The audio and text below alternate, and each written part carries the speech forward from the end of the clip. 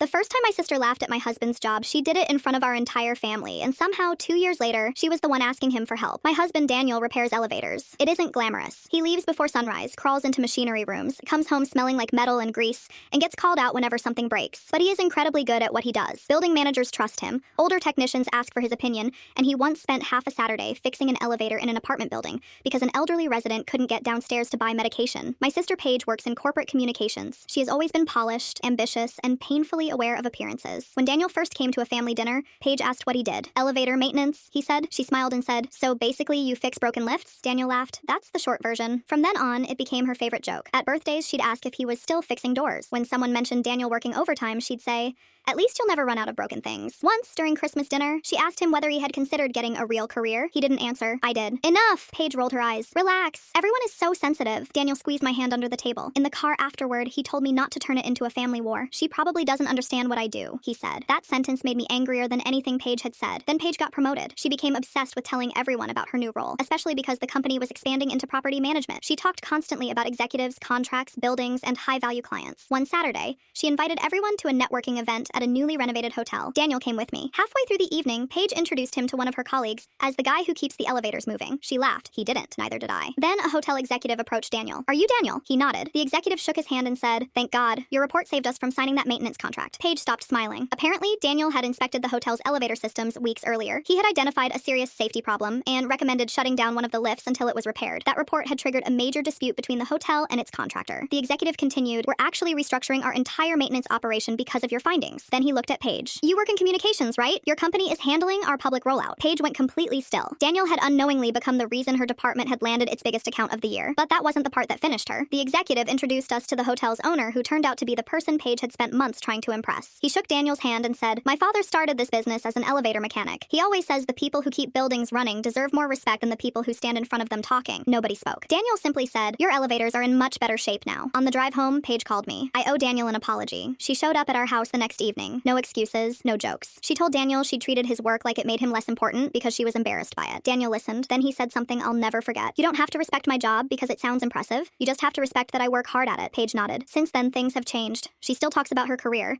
Daniel still comes home covered in grease. But last month, Paige called him before accepting a new office lease. She wanted him to inspect the building, and when he finished, she paid his invoice without asking for a discount. That was the first time I realized the apology had actually meant something. Not because Paige suddenly admired him, because she finally understood that someone's value isn't determined by how impressive their job sounds when you say it at dinner.